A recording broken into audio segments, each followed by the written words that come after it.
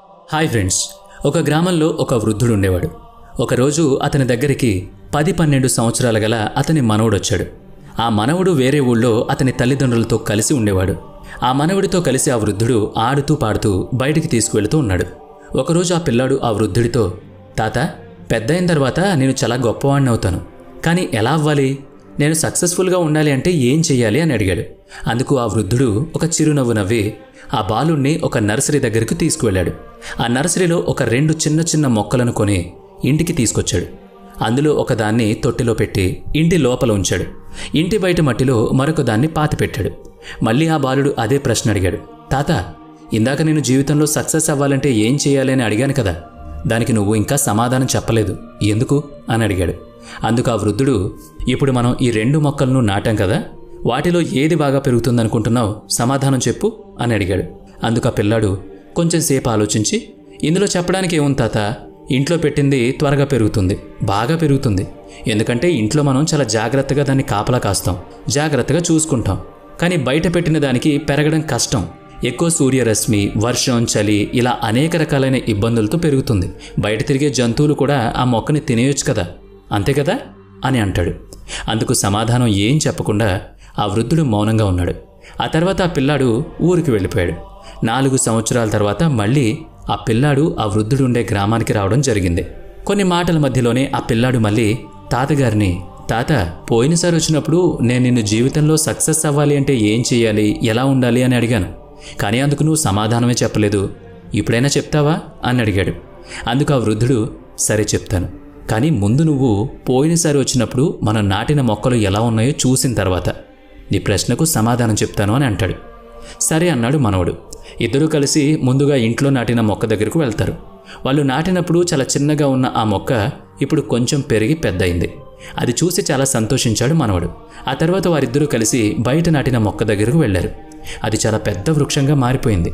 పెద్ద పెద్ద కాండాలతో, పెద్ద పెద్ద ఆకులతో, పూలతో, పండ్లతో భూమి లోపలికి చొచ్చుకుని పోయి వేర్లతో చాలా బలంగా, దృఢంగా ఉంది. అది చూసి ఆశ్చర్యపోయాడు మనవడు. తాత వైపు తిరిగి, తాత, ఇదేంటి, నేను అనుకున్న దానికి పూర్తిగా వ్యతిరేకంగా జరిగింది. ఇంట్లో ఉన్న మొక్క కొంచెం మాత్రమే పెరిగితే ఈ మొక్క ఏంటి ఇంత పెద్దదైపోయింది, ఇంతలా ఎలా పెరిగిపోయింది? బయట జంతువుల వల్ల, ప్రకృతి వైపరీత్యాల వల్ల, లేదా ఎండ, వాన, చలి వీటన్నిటినీ తట్టుకుని ఎలా నిలబడగలిగింది అని అడిగాడు. అందుకు ఆ వృద్ధుడు, నేను నీకు ఇదే చెప్పాలి అనుకున్నాను. అన్ని కష్టాలను తట్టుకుని, అన్ని అవాంతరాలను ఎదిరించి ఈ మొక్క ఇంత పెద్దదైంది. రేపొద్దున ఎటువంటి అవాంతరాలు వచ్చినా, పెద్ద తుఫాను వచ్చినా చెక్కు చెదరకుండా నిలబడుతుంది. నీళ్లు పోసినా పోయకపోయినా కొంతకాలం వరకు ఖచ్చితంగా అలాగే నిటారుగా తన కాండం మీద తాను నిలబడుతుంది. నలుగురికి ఆశ్చర్యం కూడా ఇస్తుంది. అలాగే మనిషి కూడా ప్రతి సమస్యని, ప్రతి అవాంతరాన్ని ఏదొచ్చినా కూడా ఎదిరించి తట్టుకుని నిలబడగలిగితే అతను సక్సెస్ అవుతాడు. నా వల్ల కాదు అని వదిలేస్తే ఏదీ అవ్వదు, ఎక్కడికక్కడే ఆగిపోతాడు. వచ్చే ప్రతి ఇబ్బందిని, కష్టాల్ని స్వీకరిస్తేనే తర్వాత వచ్చే ఆనందాన్ని హాయిగా, సంతోషంగా ఆస్వాదిస్తాడు. అలాగే తను నిబ్బరంగా ఉండగలిగినప్పుడే కదా నలుగురికి చెయ్యూత ఇవ్వగలడు, నలుగురికి దారి చూపించగలడు. అంతేకాని ఎంతసేపు నాకు అనుకూలంగా ఉన్న వాతావరణంలో మాత్రమే నేను ఉంటాను, ఇక్కడ మాత్రమే నేను పని చేస్తాను అని అనుకుంటే జీవితంలో ఎప్పుడూ ఎదగలేడు, ఎప్పుడూ సక్సెస్ అవ్వలేడు. ఇబ్బందులని, అవాంతరాలని అన్నిటినీ ఎదిరిస్తూ ముందుకు వెళ్తేనే జీవితంలో సక్సెస్ వస్తుంది అని ఆ తాత చెప్తాడు. అది విన్న మనవడు, అర్థమైంది తాత అంటాడు.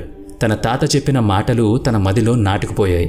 చూశారు కదా, కష్టాలు, కన్నీళ్లు, సమస్యలు, అవాంతరాలు, ఇబ్బందులు ఇవన్నీ అందరికీ ఉంటాయి. మనల్ని కష్టపెట్టడానికి ఉంటాయి.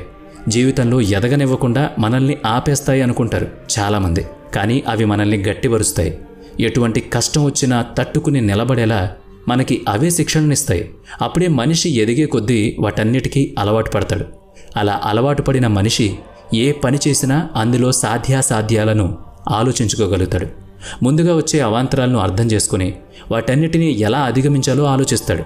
అప్పుడే జీవితం సక్సెస్ఫుల్గా ఉంటుంది. నలుగురికి మార్గదర్శిగా త్రోవ చూపుతాడు. ముందే కష్టాలకు ఏడుస్తూ కూర్చుంటే ఇక ఎక్కడికి ముందుకు వెళ్ళలేడు, అక్కడే ఆగిపోతాడు. అందుకే ఏదొచ్చినా సరే తట్టుకుని నిలబడగలిగే శక్తి, ధైర్యం మనకు అలవాటు కావాలి. అప్పుడే సమస్యలన్నీ చాలా చిన్నవిగా కనిపిస్తాయి. వాటిని ఎదుర్కోగలం అన్న ధైర్యం వస్తుంది.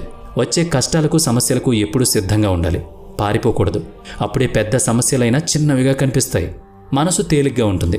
మనిషి తలచుకుంటే సాధించలేనిది ఏదీ లేదు, ఇది మాత్రం జీవితంలో ఎప్పుడూ మర్చిపోవద్దు.